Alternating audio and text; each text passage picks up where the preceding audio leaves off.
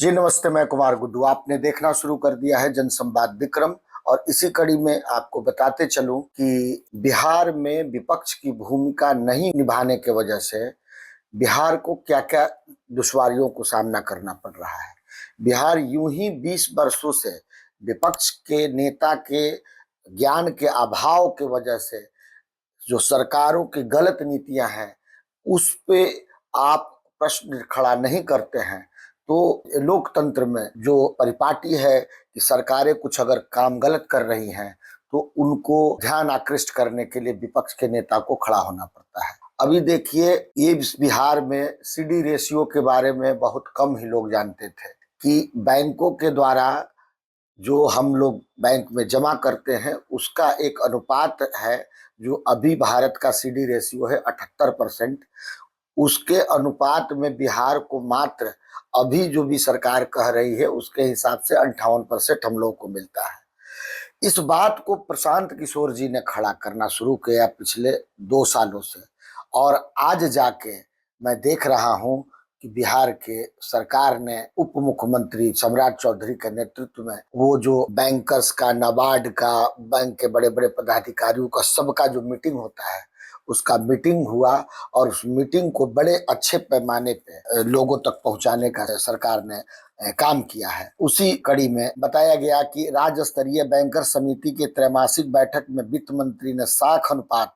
इसी को सेडी रेशियो कहते हैं, अनुपात में अपेक्षाकृत बढ़ोतरी नहीं होने पर नाराजगी जताई। कम से कम इस बात पे ध्यान तो दिया सरकार ने, क्योंकि विपक्ष का काम है जिस बात को सरकारों को नहीं पता है या जानबूझ के उस पे इग्नोरेंस कर रहे हैं तो उस पे बार बार जनता का ध्यान दिलाना। तो जब प्रशांत जी ने आवाज लगाए कि सीडी रेशियो के हिसाब से जैसे मजदूरों का पलायन हो रहा है, जैसे पढ़े लिखों का पलायन हो रहा है, उसी तरह हमारे पूंजी का भी पलायन हो रहा है, तो अब जाके सरकार ने सीरियस नोटिस लिया और जो बैठक होनी चाहिए उसको करवाया। और अब उन्होंने लिखवाया है कि गांवों में लोन बांटने को शिविर लगाएंगे बैंक, सम्राट चौधरी ने कहा।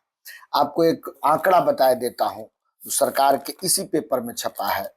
कि जो 2019-20 में बिहार में लोगों की जमा पूंजी थी वो 3,71,783 करोड़, और साख के तौर पे 1,59,987 करोड़ ही मिल पाया, जो 43% था। इसी तरह से अभी सरकार 2024-25 में भी कहती है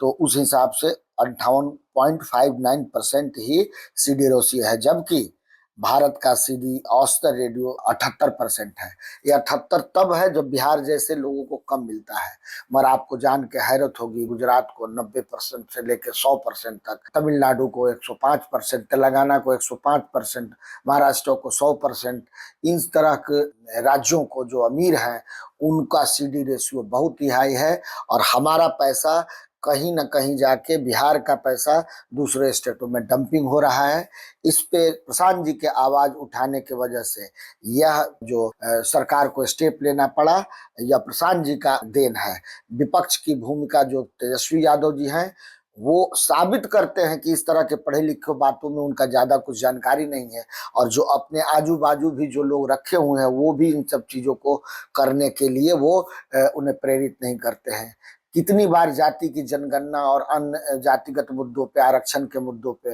जो बहुत ही घिसा पिटा हो चुका है, कुछ वैज्ञानिक सोच लाना होगा। विपक्ष को सोचना होगा कि उनके पास कुछ वैज्ञानिक नवयुवकों के लिए, नया होने का मतलब सिर्फ आप उम्र में कम है ऐसा नहीं है, आपका सोच कितना नयापन है, आप वैज्ञानिक कितना सोच रखते हैं, कितना आधुनिक सोच रखते हैं, कितना अभी समावेशी सोच रखते हैं, कितना दुनिया में भी जो घटित हो रहा है, जिसकी जरूरत है, एआई की जरूरत है, उस जमाने में आप बहुत छोटी बात कहेंगे तो लोग उसको युवा नहीं मानेंगे। बिहार के लोगों को समझने की जरूरत है, और विक्रम के लोगों को भी समझने की जरूरत है कि जब तक आपका जनप्रतिनिधि पढ़ा लिखा समझदार नहीं होगा, वो न सड़क पे अपनी बात कह सकेगा, न प्रेस में कह पाएगा, न सदन में कह पाएगा। इसलिए आने वाले चुनाव में इस बात की समीक्षा जरूर करें कि आपको कैसा जनप्रतिनिधि चाहिए। पढ़ा लिखा चाहिए, समझदार चाहिए, जो तथ्यों को समझे, जो समस्याओं को समझे और अपनी बात को उचित प्लेटफॉर्म पे कहने में समर्थ हो। इसी बातों से मैं अपनी बात को अभी समाप्त करता हूँ। जय हिंद, जय भारत, जय विक्रम।